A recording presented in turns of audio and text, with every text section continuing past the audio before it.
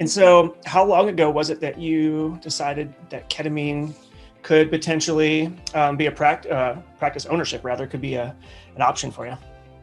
It's actually watching the mental health of not only self, but those of my students, and understanding just the complexities of it and how beneficial it truly is in a microdose or in such a low dosing, how it can truly provide just immense help for all.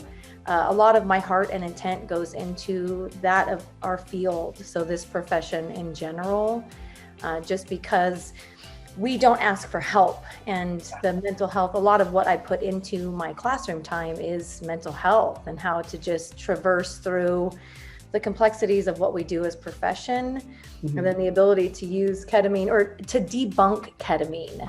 Even I fell victim to ketamine when we first started using it in the field.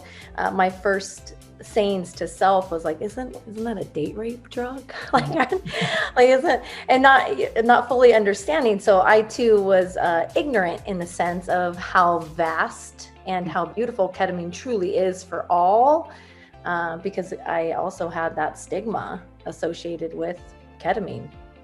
Yeah, exactly. You bring up a good point that ketamine certainly comes with a bit of a stigma, especially after the whole war on drugs with Richard Nixon.